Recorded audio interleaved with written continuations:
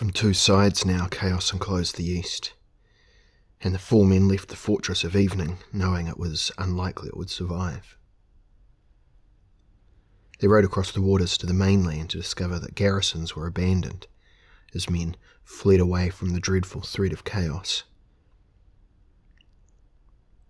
It was not until a day later that they came upon the first survivors of the land fighting, many of them with bodies twisted into terrible shapes by the warping influence of chaos, struggling along a white road leading towards Yadmar, the city still free.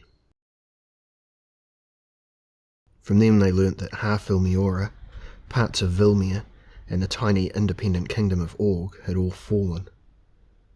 Chaos was closing in, and the stuff of its own weird cosmos was entering the earth, so that where their power was, the land heaved like the sea, or the sea flowed like lava.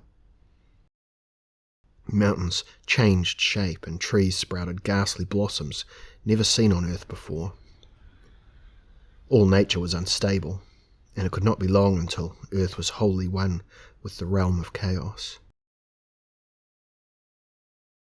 Elric was relieved to find Karlach still free from attack, but reports placed the Chaos Army less than 200 miles away and coming nearer. Saradzinia greeted him with troubled joy. There were rumours you were dead, killed in the sea battle. I cannot stay long. I have to go beyond the sighing desert, and you too must leave here. The evacuation of the city has already been ordered. We flee to the Weeping Waste. Even Jagreen Lern can have scant interest in those barrens. Perhaps, at least you will be safer there. If I'm lucky, I may be able to turn Jagreen Lern back in time. He told her of his mission. You need some defence, she agreed, for mortals not under Jagreen Lern's protection are terribly altered by chaos. Air, fire, water and earth all become unstable, for they are not only tampering with the lives and souls of men, but with the very constituents of the planet itself. So I shall seek the shield, and we shall both have its protection. I hope so, my lord. You sound sad. Gods, all of you ooze sorrow. But I am optimistic, Saradzinia. He took her hands, smiling with a desperate gaiety. Come share my optimism. She tried to laugh, but there were tears in her eyes. He looked at her with sudden compassion. She was still only a girl, for all her sensuous lips and loving skills. I owe you much, my love, he said softly. My happy hours have been few, but they have all been with you. Fear not, perhaps our destiny will be joyous. She pressed herself against him. No, my lord. Our only destiny is death. He tried to calm her sobbing with kisses, and she responded. So they made love, and when they slept their dreams were full of dark portent, and they clung together until the dawn, neither able to conquer the inner knowledge of forthcoming torment. In the morning he arose and clad himself in Melnibonéan war regalia, with a breastplate of shiny black metal, a high-collared jerkin of quilted black velvet, black leather breeks covered to the knee by his boots, also of black leather. Over his back was pushed a cloak of deep red, and on one thin white finger was the ring of kings, a single rare Actorios stone set in silver. His long white hair hung loose down to his shoulders, held by a bronze circlet. Stormbringer was at his hip, and upon the table was a tapering black helm, engraved with old runes.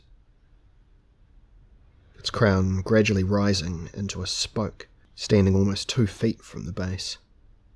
At this base, dominating the eye slits, was a replica of a spread-winged dragon with gaping snout, a reminder that, as emperors of the Bright Empire, his ancestors had been dragon masters, and that perhaps the dragons of Melniboné still slept in their underground caverns. Now he picked up this helm and fitted it over his head, only his red eyes gleaming from its shadows. Sarrasinia was already dressed in a skirt and bodice of cloth of gold, with a long black-trimmed cloak of silver spreading to the floor. She handed him a dish of herb-flavoured fruit, and he pushed back the wings of his helmet and began to eat. "You are clad as if for a great battle, my lord." "Aye," he tried to smile. "If you spoke truth last night, then we'd both best be dressed in the funeral red, eh?" He put down the dish and gripped her tightly, desperately, as a man might cling to the memory of happiness. "Come, I must make haste to the stables." Below in the courtyard, his 3 companions were already mounted. He swung himself into the high saddle of his own Nahraean steed and blew a kiss to his wife. "I'll seek you out in the weeping waste and prove my optimism founded. Farewell." They rode away from Karl Ark's walls. In a short while they had entered the weeping waste, for this was the quickest route to the sighing desert. Rakir alone knew this country well, and he guided them. On his back were his bow and quiver of arrows of lore, given him some years previously by the sorcerer Lamsar at the time of the siege of Tanelorn. The Nahraean steeds, treading the ground of their own strange plain, moved at incredible speed. In this place of eternal rain, the land was difficult to see far ahead, but at last, after 2 days, they could observe tall crags and knew that they were near the borders of the desert. Soon they were riding through the deep gorges, and the rain ceased, until on the 3rd day the breeze became warm, and then harsh and hot as they left the mountains and entered the desert. The sun blazed down, and the wind soughed constantly over the barren land and rocks. Resting for only a few hours at a time, Rakir directing them, they sped further and further into the depths of the vast desert, speaking little, for it was difficult to be heard over the wind. Elric was finding it hard to retain any objective impression of his predicament. He felt hollow, and had long since ceased his attempt to understand his own ambivalent nature.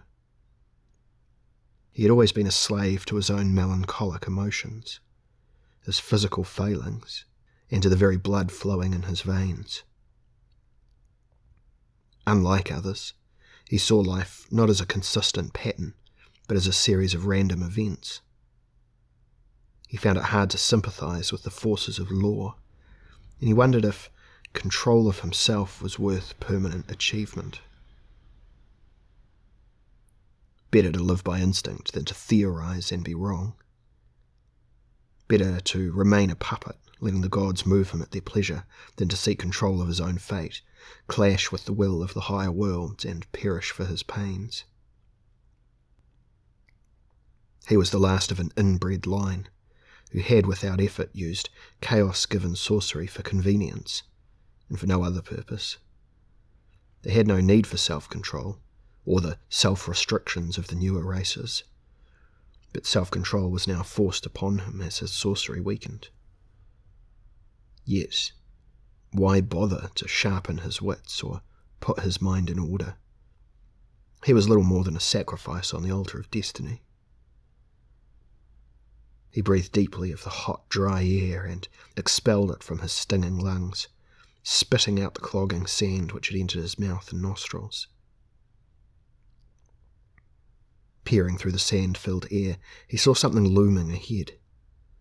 A single mountain rising from the wastes of the desert, as if placed there by unnatural means. He roused himself then. "We're there," he called, pointing. "Let us rest here before we ride the final distance."